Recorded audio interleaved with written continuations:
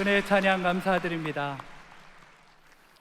이제 성경 말씀을 봉독하겠습니다. 각 가정에서 온라인 생중계 예배로 참여하시는 성도님들께서도 함께 봉독해 주시기 바랍니다. 오늘 우리에게 주시는 하나님의 말씀은 누가복음 16장 1절에서 8절까지의 말씀입니다. 제가 가지고 있는 성경은 신약 성경 121페이지입니다. 누가복음 16장 1절에서 8절까지의 말씀을 함께 교독하시겠습니다. 제가 먼저 읽겠습니다. 또한 그 제자들에게 이르시되 어떤 부자에게 청지기가 있는데 그가 주인의 소유를 낭비한다는 말이 그 주인에게 들린지라. 주인이 그를 불러 이르되 내가 내게 대하여 들은 이 말이 어찌 됨이냐. 내가 보던 일을 세마라. 청지기 직무를 계속하지 못하리라 하니 청지기가 속으로 이르되 주인이 내 직분을 빼앗으니 내가 무엇을 할까. 땅을 파자니 힘이 없고 빌어먹자니 부끄럽구나. 내가 할 일을 알았도다.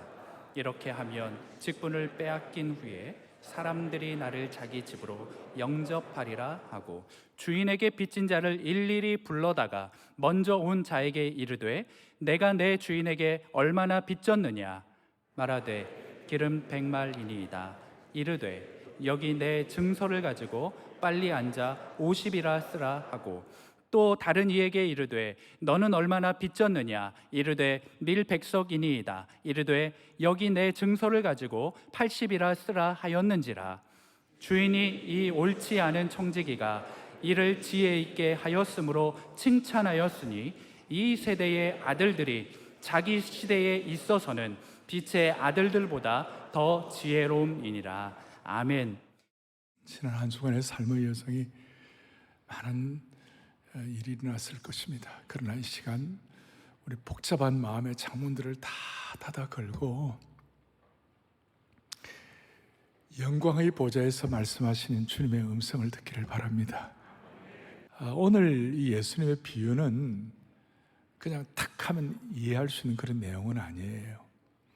여러분, 오늘 주보에 제일 위에 보면 이 세대의 아들들이, 오늘 요절 비슷하게 8절에 이 세대의 아들들이 자기 시대에 있어서는 빛의 아들들보다 더 지혜롭다. 이걸 중심으로 제가 지혜 없는 빛의 자녀들이라는 제목을 붙였어요. 이 제목이 어떠세요? 어떤 분도 좋습니다 그런 분도 있는데 이 제목 그대로 좋으면 안 돼요. 오늘 이 말씀을 통해 우리가 이 세상 사람들보다 좀 더 지혜가 있어야, 우리는 빛의 아들들인데 우리 자신을 돌아보고 또 어떻게 보면 책망도 받고 또 경고도 얻고 또 하나님 주시는 지혜를 우리가 확보할 수 있기를 간절히 바랍니다. 여러분, 정말 인생을 지혜롭게 살기를 원하세요? 그거는 크게 하면 해도 돼요. 여러분, 정말 인생을 지혜롭게 살기를 원하세요? 잘 아는 대로 지식과 지혜가 분별이 되죠. 많은 지식은 우리를 교만하게 만들 수 있어요. 그런데 참된 지혜는 우리를 충만하게 하고 또 자신을 깊이 돌아보게 하고 성숙하게 하고 겸손하게 만들어요. 오늘 제가 말하는 지혜는 세상의 정보 정도가 아니라 예수님이 주시는 지혜를 말하는 것이에요. 저는 최근에 한 1, 2년 동안 주님은 나에게 어떤 지혜를 주셨나, 목회적 지혜를 주셨나, 그렇게 생각하면서 제가 생각하는 한 4가지가 있었어요. 하나는 처음에, 첫 번째는 나는 에너지를, 남들에게 에너지를 주는 사람이 되야지 에너지를 뺏는 사람이 되면 안 된다. 그러니까 에너자이저가 되어야지 에너지 테이커가 되면 안 된다. 그러니까 여러분이나 저는 누구를 만나면 그 사람의 기쁨을 주는 사람 되기를 바랍니다. 그 사람 막 그냥 막 힘을 빼앗아 그러면 안 돼요. 또 이 시대의 역사 앞에, 역사가 어렵다고 어둠을 타다기만 하지 말고 어둠을 밝히는 인생 되게 도와주십시오. 역사적 책임의식을 갖는 것이죠. 어둠을, 촛불처럼 어둠을 밝히게 해달라고. 세 번째로 이제 중요한 건데, 어떤 사실을 보고 열정탐꾼처럼 낙심하고 안악자손은 크다 그러고 열정탐꾼이 그랬잖아요. 우리는 메뚜기 같다고. 그런데 여호수아와 갈렙도 똑같이 갔는데 그 사실복을 하지 아니하고 팩트에다가 하나 더 올려가지고 페이스 리포트, 믿음 보고한 거예요. 저들이 우리의 밥이라. 하나님, 우리가 일어나는 사건들이 많이 있지만 우리가 주님, 우리가 믿음 보고하게 해 주십시오. 최근에 또 제게 주신 지혜는 뭐냐면 최선은 아직 오지 않았다. The best is yet to come. 뭘 기대하고 살아야 됩니까? 우리는 아무리 어려워도 지금 죽어도 천국입니다.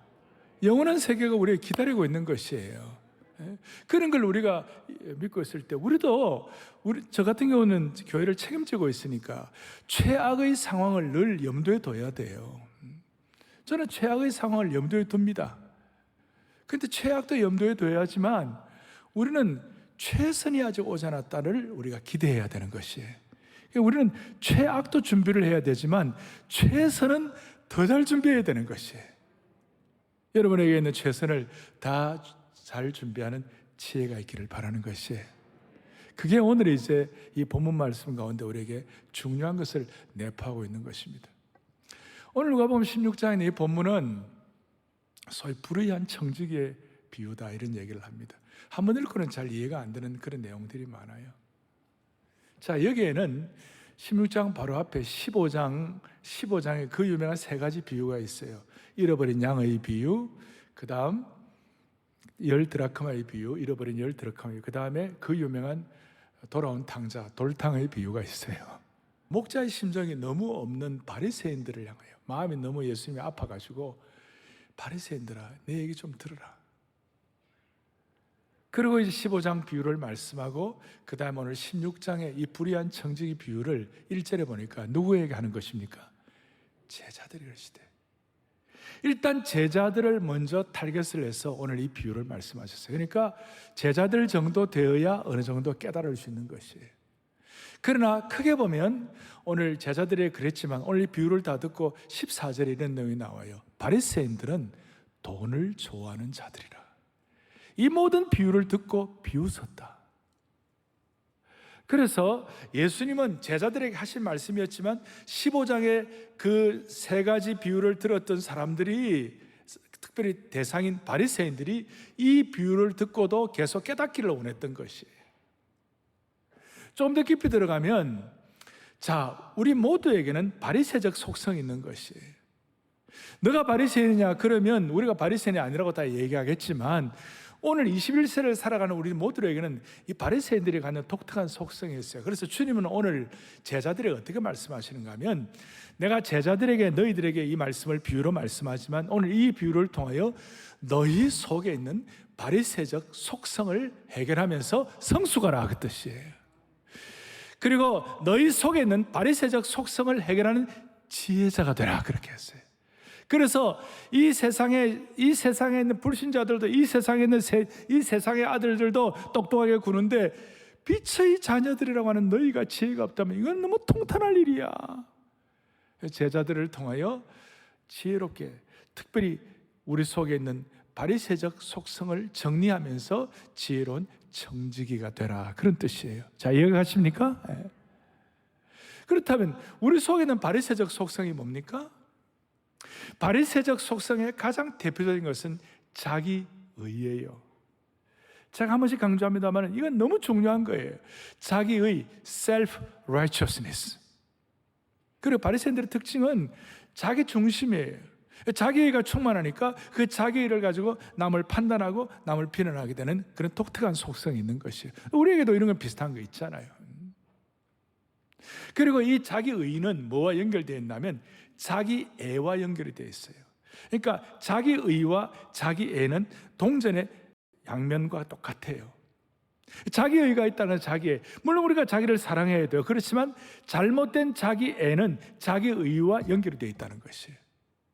우리가 오늘 이 말세를 살아가는데 바울 사도는 디모데후서 3장에서 말세를 살아가는 너희들에게 정말 심각하게 생각할 게 있다. 뭐냐면 말세에 나타날 모든 죄악들, 말세에 나타날 모든 좋지 않은 것들이 한 20여 가지가 있는데 그 모든 20여 가지가 어떻게 시작이 되고 어떻게 출발이 되는가? 거기 이렇게 나와 있어요. 디모데 3장에 보면 1절에 너희는 이것을 알라. 말세에 고통하는 때가 이르러 2절 보니까 사람들이 누구를 사랑하며? 자기를 사랑합니다. 자기를 사랑한다. 말세의 특징이 뭐냐? 그러니까 자기 의와 자기 애가 연결돼가 자기를 사랑해가지고 자기를 사랑함으로 말하면 뭐를 사랑한다고 그랬어요? 돈을 사랑한다. 자기 애와 돈 사랑이 아주 직결되어 있는 것이에요. 자, 이런 내용들을 여러분들이 좀 앞에 서론격으로 두면서 자기 의와 자기 애. 그러면 이 자기 의의 문제가 왜 이렇게 심각한가? 자기 의와 자기 사랑의 공통점이 있는데 그것이 뭐냐면 하나님의 주권이 스며들 여지가 없다는 것이에요. 자기 의와 자기 애가 충만한 사람에게는 하나님의 통치가 역사할 장소가 없다는 것이. 모든 걸 자기 중심으로 생각하니까. 그래서 아까 자기의에 충만한 사람은 하나님의 주권이 스며들 여지가 없는 것이 뭐냐면 재정의 문제, 돈 문제였어요. 쭉 나오는 것이. 그리고 이 자기의에 사로잡힌 사람은 리플리 증후군에 사로잡혔다 이렇게 말할 수 있어요. 리플리 증후군이 뭔가? 리플리 증후군은 허구의 세계를 설정하고 그것을 진실이라고 믿는 정상입니다. 요즘 이 말세에, 요즘 이 시대에 저 영적인 리플리 증후군이 얼마나 심각한지 몰라요. 자기가 정해놓은 세계 속에서, 그 틀 속에서 자기가 생각한 것이 허구라도 그것을 믿으면서 다른 사람을 비판하게 되는 것이. 신앙생활을 오래 했다는 분들 가운데서도 이러한 영적인 리플리 증후군을 앓는 사람들이 많이 있어요. 자기 생각과 자기 판단만 옳다는 인식으로 가득 차 있어가지고 다른 사람의 의견이나 생각이 비집고 들어올 틈이 없는 거예요. 특별히 하나님의 주권의식, 하나님이 내 삶을 통치하신다는 하나님의 통치의식이 너무 부재한 것이에요. 이런 사람들이 세상적으로 볼 때는 강하게 보이고 멋있게 보이지만 사실은 그렇지 않아요. 자기의 사로잡힌 이런 사람들은 마치 황무지와 똑같아요. 황무지는 폐허고 거기에 성장이 없고 거기는 열매가 없고 추수가 없어요. 봄에 씨를 뿌리는 생명이 약동하고 하는 그 시기, 그것도 몰라요. 여름에 진초록의 정원으로 성장하고 성숙한 것도 몰라요. 가을에 추수밭에 그 알곡들이 연그른 그것도 다 몰라요. 황무지는 그냥 황무지일 뿐인 것이에요. 씨앗이 움트는 경이로움과 열매로 이어가는 아름다움을 찾을 수가 없어요. 자기의와 자기에 사로잡힌 성장하지 못하는 그런 사람들의 현주소라고 말할 수 있어요. 그래서 흔히들 내가 우리 그리스도는 바리새적인 속성이 있다 그러면 내가 무슨 바리새적인 속성이 있습니까? 라고 대응한다면 그게 바리새적인 속성이 있는 것이에요. 다 우리가 그런 문제들이 다 있는 것이에요. 그래서 우리는 자기의와 자기애라는 바이러스가 신앙생활에 침투하지 않도록 정말 경계하고 애를 써야 되는 것이에요. 예수 믿지 않는 사람들은 이걸 잘 몰라요. 똑똑같이 성적인 사람은 잘 몰라요. 제가 존경하는 R.A. 토레이, 바이올라 대학교를 창설하신 닥터 토레이 박사, 지금 전에 돌아가셨지만 강원도 예수원의 대천덕 원장님의 그 할아버지신데, 그분에게 어떤 똑똑한 불신자가 이렇게 찾아와서 질문을 했어요. 박사님, 나는 기독교인이 아닙니다. 그러나 나는 기독교인보다도 나는 더 도덕적이고 더 정직하다고 생각합니다. 그런데도 당신은 나를 불신자라고 불인정하고 나를 좀 적대시하는 것 같은 느낌을 갖는데 적대시하는 이유를 내가 알고 싶습니다. 그때 닥터 토레이가 뭐라고 대답했는가? 그분 보고, 선생님, 그 이유는 간단합니다. 제가 당신을 이렇게 불신하는 이유가 간단합니다. 당신이 지금 아무리 예수 믿는 사람보다 더 도덕적이라 하더라도 당신은 지금 하늘에 계신 왕에게 대항하고 있습니다. 당신은 지금 하늘에 계신 왕에게 대항하고 있다고. 지금 이제 오늘 이 말씀을 준비하면서 제가 이해한 말로 설명을 하면 자기의에 중독이 되어 있는 것이, 예수 믿지 않는 사람들 가운데 정말 괜찮은 사람들이 주님 모르는 이유는 뭐냐? 아버지를 아버지라고 하지 못하는 이유, 하나님을 하나님 믿지 못하는 이유는 뭐냐면 자기의에 중독이 되어 있기 때문에. 여러분들 동의하십니까? 자기 신앙생활을 하면서도 우리가 더 깊이 들어가지 못하는 경우는 영적인 리플리 증후군 때문에, 자기의에 중독되어 있고, 이것 때문에 나중에 물질 중독도 같이 연결되는 것이.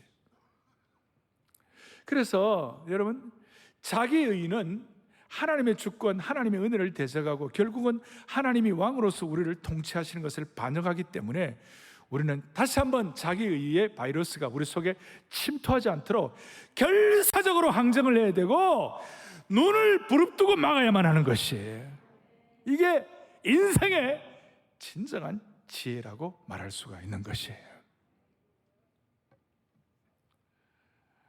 그래서 사랑하는 형제자매 여러분,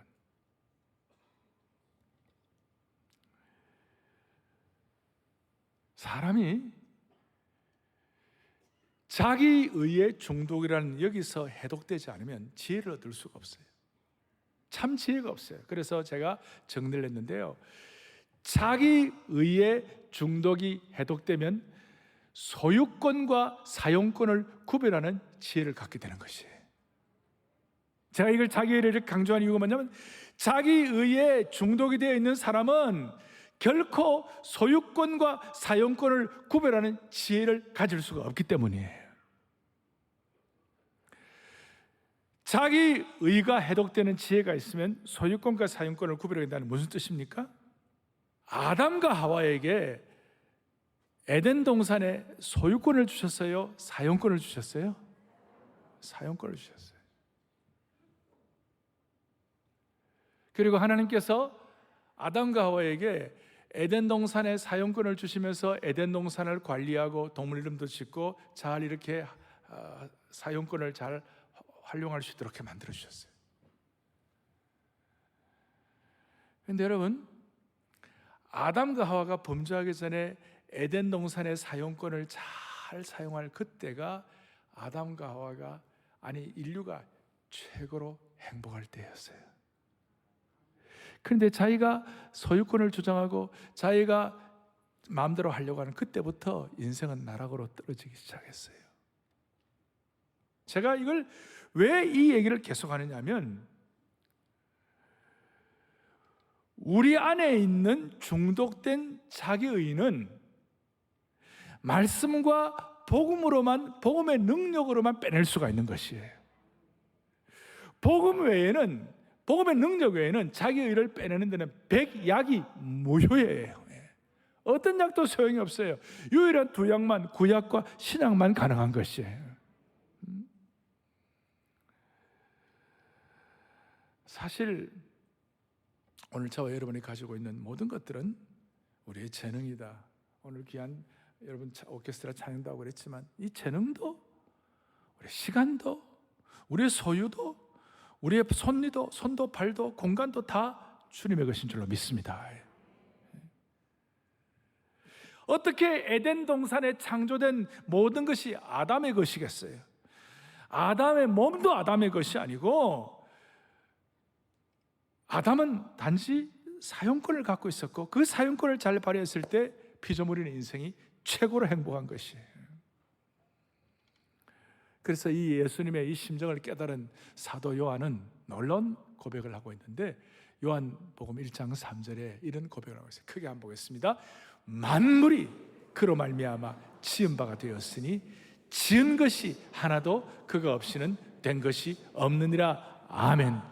만물, 시간, 재능, 소유, 공간 모든 것이 주님의 손에 지은 바가 되었으니 그분이 소유권을 가지고 있는 것이고 우리는 사용권을 갖고 있는 것이에요. 그래서 오늘 제가 빛의 아들들로서 지혜롭게 산다는 뜻은 우리의 인생의 소유권과 사용권을 잘 구별해가지고 소유권을 주님께 돌려드리고 자기의가 아니라 주님의 주권을 인정함으로 말미암아 자기의의 중독을 해결하여 사용권을 잘 사용할 때 그것이 주님 앞에 참으로 영광이 되는 줄로 믿습니다. 여러분, 어떻게 여러분 인생 여러분 거예요? 젊을 때 몇 년은 내 인생 내 거라고 생각하고 내가 마음대로 살았던 것 같지만 사실은 우리가 인생 전체를 보면 우리 인생은 결코 내 것이 아니에요. 우리가 몸 좀 아프면 우리가 내 것이 아닌 거 절감하는 거예요. 우리는 아프면 어떻게 할 수가 없어요. 우리의 삶에 어려운 일이 일어났을 때 앞일을 우리가 도저히 모르는 것이에요. 그래서 우리는 오늘 우리가 이 땅을 행복하게 살아가는 방법은 뭐냐? 소유권은 주님께 있지만 그 소유권을 주님께 드리는 것을 인정하고 내가 사용권을 지혜롭게 잘 사용하면 우리는 평생 지혜롭고 행복하게 되는 것이에요. 우리의 정직의 사용권은 소유권을 가지신 주님의 창조 매뉴얼에 따라서 잘하면 놀라운 일이 일어나는 거예요. 내 인생의 중심의 의자의 소유권이 아니라 사용권으로, 그리고 자기의가 아니라 주님 사랑으로 살게 되면 우리의 인생을 낭비하지 아니하고 지혜 없는 빛의 자녀들이 되지 아니하고 지혜 있는 빛의 자녀들이 될 수가 있는 것이에요. 나는 사용권자인데 내가 소유권자임을 착각하게 되는 그 순간부터 문제가 심각하게 된다는 것이에요. 이제 그걸 좀 더 설명하겠습니다. 오늘 본문 8절 다시 한번 뒤에 보니까 이 세대의 아들들이 자기 시대에 있어서는 빛의 아들들보다 더 지혜로웠다. 오늘 이 본문이 해석이 쉽지 않다고 그랬어요. 자유주의 신학자라고 할 수 있는 불트만 같은 경우는 이거 난 해석 못하겠다 그랬어요. 연구실의 그 신학자 똑똑하면 그렇지만 저는 이제 이것을 현장 신학자로서, 현장 목회자로서 지난 40여 년을 목회한 사람으로서 이 말씀을 하나님 주신 지혜를 가지고 여러분들과 함께 나누기를 바라는 것이에요. 오늘 이 비유는 불의한 청지기의 비유예요. 불의한 청지기. 어떤 큰 부자가 있었는데 1절에 그 큰 부자에게 청지기가 있었어요. 요즘으로 하면 금융자산관리사가 있었어요. 그런데 그 청지기인 금융자산관리사가 그 부자의 소유를 낭비한다는 말이 그 주인에게 들렸어요. 그 말 듣고 2절에 이렇게 나와 있어요. 주인이 그를 불러 이르되 내가 너에 대해 들은 말이 너 이러면 되냐? 너 잘못된 거 아니야? 너가 보던 일을 잘 정리하라. 청지기 직무를 계속하지 못하리라. 소위 해고 통지를 얘기했어요. 앞으로 한 달 내로 해고할 거야. 뭐 식으로 이렇게 하니까 청지기가 이제 드디어 3절에 속으로 이르되, 이 청지기 속으로 이르되 주인이 내 직분을 빼앗으니 내가 뭘 할까? 앞으로 어떻게 하면 되냐? 앞으로 어떻게 할까? 땅을 파자니 힘이 없고 맨날 펜트만 굴리던 내가 농사를 어떻게 하겠냐? 나는 그 익숙하게 농사에 대해서 뭐 잘 못하는데 이거 뭐 어떡하나? 또 빌어먹자니 부끄럽구나. 내 나름대로 뭐 좀 얼굴 세우고 살았는데 남의 구걸한다 할 때 이건 말이 안 되네. 이거 어떻게 하면 좋아? 그러면서 4절 내가 할 일을 알았도다. 이제 뒷일을 자기가 준비를 하는 거예요. 그래서 5절에 이렇게 나와 있어요. 주인에게 빚진 자를 일일이 불러다가 먼저 온 자에게 이르되 너가 내 주인에게 얼마나 빚졌느냐? 기름 100마리다. 기름 100마리. 그 당시에 큰 거였죠. 그러니까 그 100마리를 하지 말고 50이라 쓰라. 그 다음에 또 어떤 사람이 이르되 너는 얼마 빚졌냐? 그러니까 밀백석이다. 밀백가마다. 그 당시에 밀백가마는 큰 거였어요. 80이라고 써라.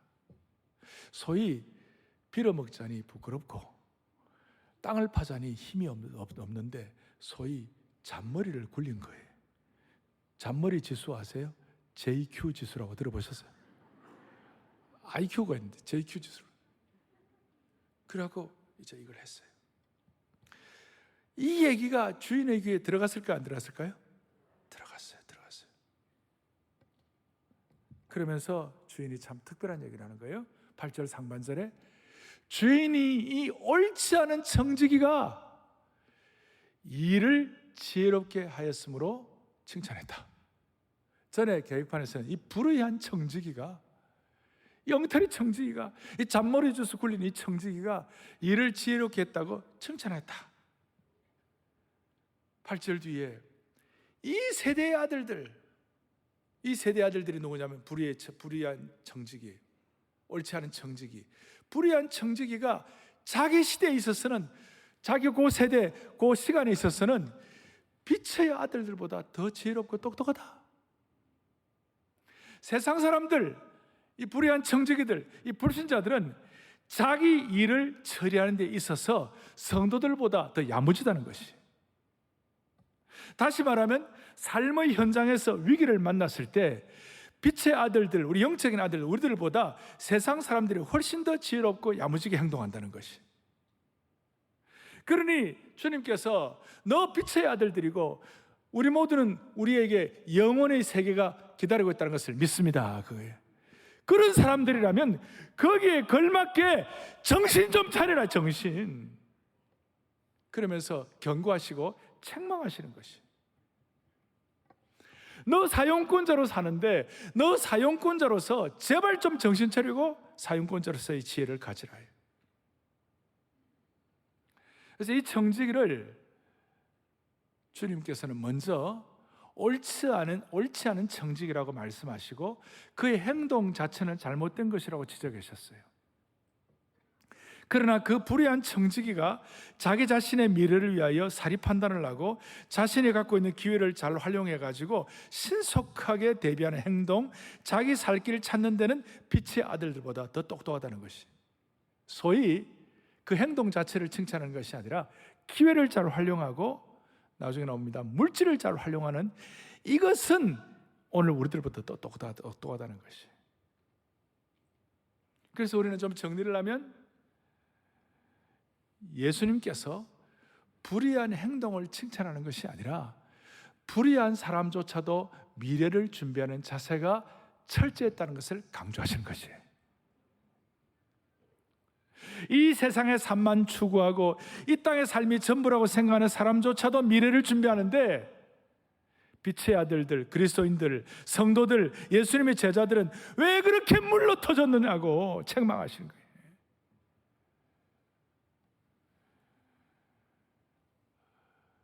예수 잘 믿는다고 하면서도 업무 능력이 떨어졌다면 이런 책망을 들어야 돼. 오늘 저희 교회 크리스찬 CEO들이 많이 계세요. 그분들이 하는 얘기가 신앙 좋은 사람들 가운데 실력 있는 사람들을 찾아야 되는데 그렇지 않은 사람들이 있다는 거예요. 그럴 때마다 너무 마음이 아프다는 것이. 사랑하는 글로벌 아카데미가 주장하는 것이 무엇입니까? 영성과 실력과 겸손을 같이 겸비한 하나님의 사람들을 배출하게 하여 주십시오. 어떻게 보면 세상에 지혜 있는 자들보다도 우리가 더 잘 준비가 돼야 한다는 그런 뜻이에요. 좀 더 우리가 깊이 고민해야 할 것은 빛의 아들들인 우리가 죽음 이후에 영원한 세계가 있다고 하면서도 죽음 이후에 영원한 세계에 대한 끈질김과 영원한 세계에 대한 철저한 대비가 없다는 것이에요. 영원한 세계에 대한 전력 투구가 없다는 것이에요. 그런데 이 세상의 사람들, 불의한 사람들, 불의한 청지기들은 이 땅의 삶이 전부이다 보니까 그 이 땅의 삶을 위하여 인생을 다 투입하고 그 잔머리를 쓰고 목표 달성을 위하여 끈질기다는 것이. 자기 현실을 직시하고 자기 미래를 준비했다는 것이. 아이디어를 내고 시간과 노력을 내고 그걸 칭찬하시고. 그래서 오늘 8절에 이 말씀을 하신 핵심은 뭐냐면 빛의 아들들인 저와 여러분들이 영원한 미래가 있다고 가히 믿는다면 그 미래를 위하여 제대로 준비하라는, 끈질기게 전력 투구를 하라는 뜻인 줄로 믿으셔야 되는 것이에요.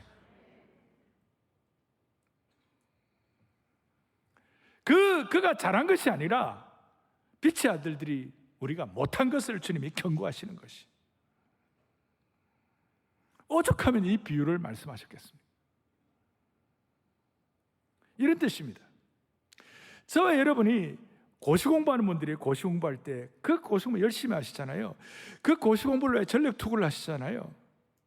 우리가 고시 공부하듯이 진짜 영원한 세계에 대한 것을 연구하고 성경을 공부하고 말씀을 공부하고 영적으로 준비한다면 저와 여러분들에게는 기가 막힌 결과가 일어날 것이에요. 근데 우리는 그거 안 해요. 성도들이 이 세대의 아들들보다도 둔할 때가 많아요. 우리는 예수 믿고 난 다음에 영원한 세계에 눈을 뜨고 영원한 세계의 인생을 걸었다고 하면 실상은 그거 안 한다는 것이에요. 성도들이 이 세대의 아들들보다도 더 지혜롭기를 바라는 것이 지식이 아니라 지혜로운 거예요. 지혜로운 거예요. 여러분, 우리가 영원한 세계에 대해 진짜 진지하게 생각한다. 우리 자녀들을 세상 공부 정도가 아니라 영원한 세계를 위하여 이 세상의 불의한 청지기가 대단한 헌신과 노력을 하는 것처럼 우리가 이 아이들을 제대로 가르쳐야 할 줄로 믿습니다. 이걸 모르고 우리 아이들이 이런 걸 모르고 우리 아이들이 똑똑하면 똑똑할수록 공부를 많이 하면 많이 할수록 자기가 소유권자인 줄 알고 사용권자인 줄 모르고 소유권자인 줄 알고 그래 난리를 치다가 좋은 대학 나오고 똑똑하면 똑똑하. 제가 보스턴에서 1년 있어봐서 알잖아요. 거기 하버드, MIT 그 똑똑한 애들 자기가 전부예요. 자기가 대장이에요. 자기 몸이 자기 겁니까? 우리는 사용권자예요. 오늘 우리 자녀들 가운데 이 사실을 모르고 부모와 관계를 한다면 어떻게 되겠어요? 여러분들과 제가 영원한 세계가 우리 앞에 놓여있다고 믿습니다. 그거예요. 그렇다면 우리는 사용권자로서 어떻게 살아야 되는지 정말 지혜로운 청지기가 되어야 할 것입니다. 그래서 그 영원한 세계에 관해서 오늘 이 비유 끝나고 난 다음에 바로 이어서 천국과 지옥이 나오는 것이에요. 부자와 나사로를 통하여 천국과 지옥에 대한 실체를 보여주시고 너희들이 이 땅에서 빛의 아들들로서 세상의 불의한 청지기자보다도 더 똑똑하게 살고 지혜롭게 살아라고 말씀하시는 거예요. 만약 여러분과 제가 우리 성도들이 세상 사람들이 사업 발전을 위하여 애쓰는 시간과 노력을 위하여 영혼을 위하여 애를 쓰고 또 영원한 세계를 위해서 애를 쓰고 자녀를 신앙으로 키우고 돌본다면 그리스도인 가정에서 수많은 문제들이 해결될 것입니다. 이러면서 우리는 좀 더 진지해져야 되는 것이에요. 이러면서 우리는 세상 사람들보다도 더 지혜가 있어야 되고 주님의 경고의 말씀을 드려야 되는 것이에요. 그럼 좀 더 정리를 하겠습니다. 자, 이 비유의 핵심 인물은 불의한 청지기가 아닙니다. 그냥 그 사람들은 그냥 조연이에요, 조연. 예수님은 이 비유를 통하여 우리에게 진짜 하시고자 하신 말씀이 있는 것이에요. 예수님이 이 비유를 통해 진짜 우리에게 주시고자 하시는 핵심 주제가 있어요. 그것은 뭐냐? 자기 의에 사로잡힌 바리새인들, 또 자기의 사로잡힌 바리새인까지는 아니더라도 바리새적 속성 있는 제자들에게 이 메시지의 주제를 제대로 선포하셨어요. 그랬을 때 바리새인과 제자들이 이 핵심 메시지 주제를 듣고 충격을 받았어요. 그리고 이 메시지의 핵심은 오고 오는 모든 성도들의 마음에 도전을 주고 어떻게 보면 거룩한 불편을 드릴 거예요. 제가 이제부터 진짜 주제를 말씀을 드리면 여러분들의 마음이 좀 불편할지 몰라요. 다시요, 오늘 이 메시지의 핵심은 진짜 주제는 불의한 청지기도 아니고 다른 등장인물들이 아니에요. 핵심이 뭐냐? 오늘 14절 다시 한번 크게 보겠습니다. 바리새인들은 돈을 좋아하는 자들이라 이 모든 것을 듣고 비웃거늘.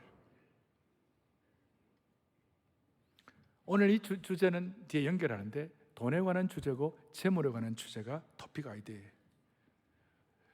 예수님의 이 비유의 토픽 아이디어의 핵심은 주제는 돈 문제에 관해서도 여러분들은 과연 세상 사람들보다도 지혜로운가?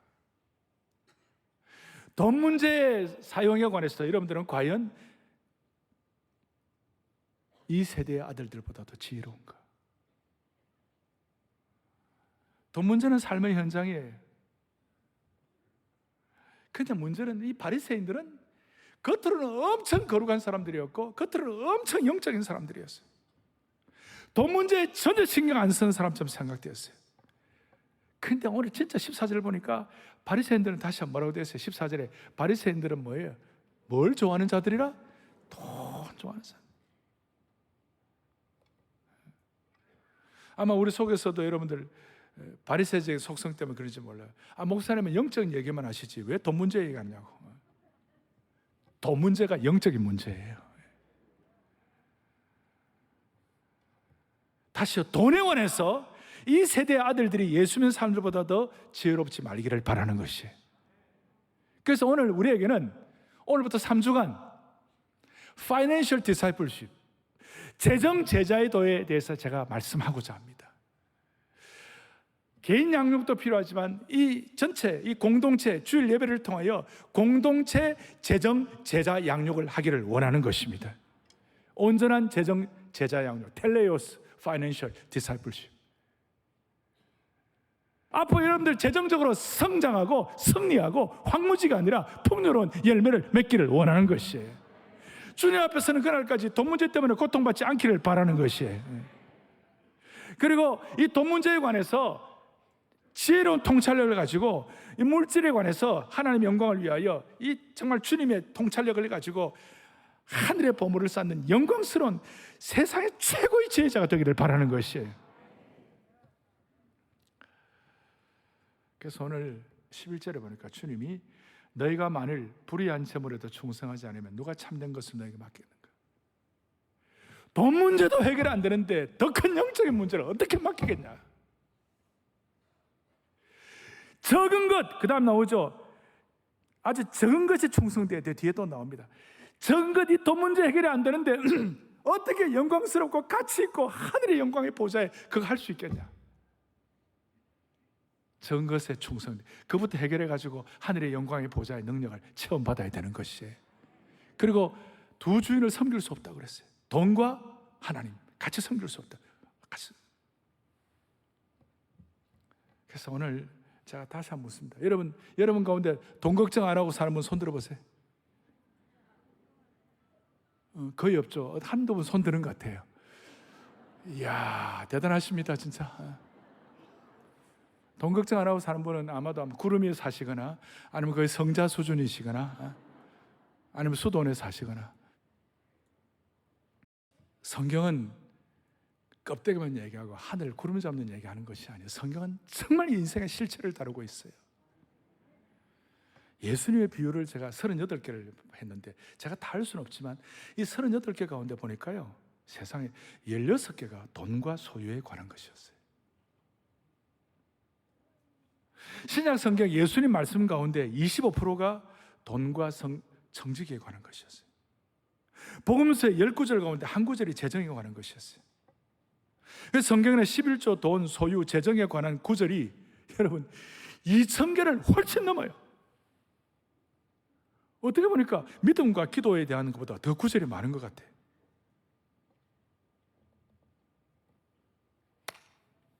그래서 옛날 신앙의 선배들은 당신의 지갑을 내게 보여달라.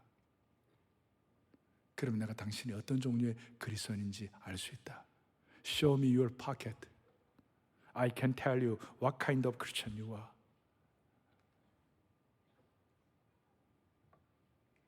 왜 그런지 이유는 돈과 영성은 밀접하게 관계가 되어 있다, 아니다? 돈과 영성은 매우 밀접하게 관계되어 있습니다. 어떤 분들은 돈만큼 세속적인 것이 없는데 어떻게 영성과 관계되어 있는가 그래 물을지 몰라요. 그러나 돈은 영성이라는 토양에 깊이 뿌리를 내리고 있어요. 심지어 존 파이퍼 목사님 같은 경우는 돈의 사용은 예배 행위라고 그랬어요. 그래서 주를 헌금할 때 이건 예배의 행위예요. 하나의 예배 행위를 보여주는 것이에요. 돈과 영성의 관계를 이처럼 적확하게 표현할 수가 있겠는가? 왜 돈의 사용이 예배가 됩니까? 예배의 본질은 하나님을 섬기는 거예요. 그래서 돈은 우리가 누구를 진심으로 섬기고 예배하는지를 보여주는 가장 중요한 분명한 리트머스 시험지예요.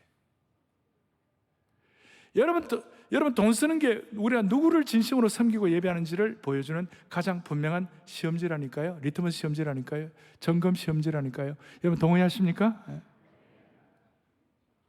이 돈은 여러분이 가장 소중하게 생각하는 것이 무엇인지를, 가장 가치 있게 여기는 것이 무엇인지를 단숨에 보여주고 있어요. 왜 그러냐? 자식에게 쓰는 돈이 아까워요, 안 아까워요?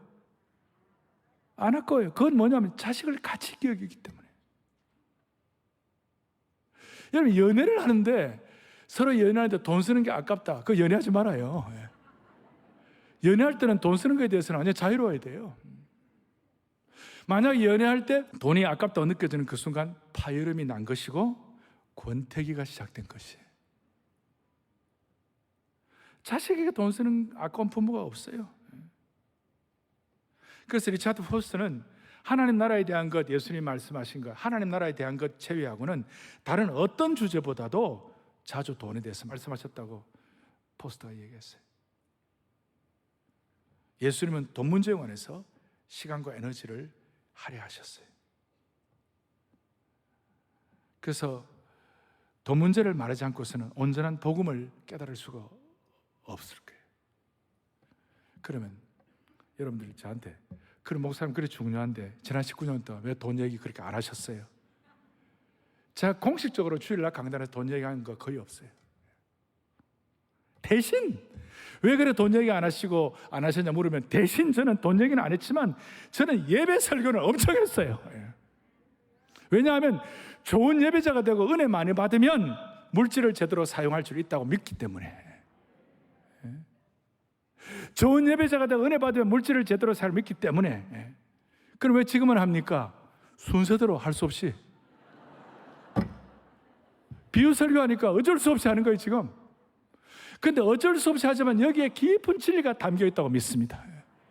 중요한 것은 다음 주일날 to be continued.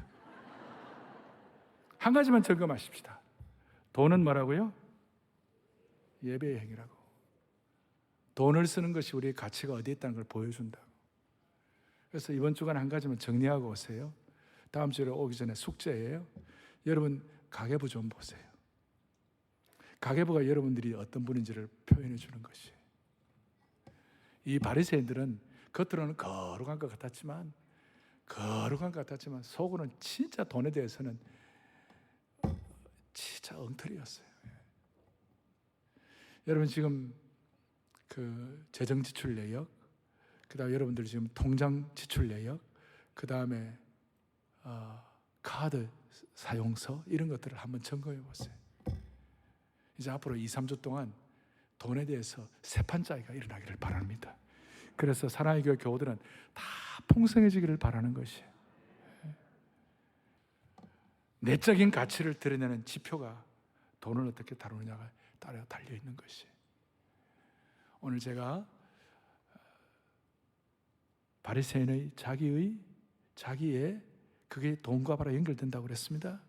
예수님 말씀하시는 빛의 아들들의 지혜로움, 이것이 특별히 재정 원칙과 연결된다고 그랬습니다. 이제 다음 주일 기대하시고 이번 한 주간 가계부 한번 살펴보시고 통장 지출 내역 한번 살펴보시고 카드 사용 한번 살펴보시고 그래 와가지고 사랑의 교회 모든 성도들은 돈에 관해서는 성공하는 주의 백성들 되기를 바라는 것입니다. 가슴을 손얹겠습니다.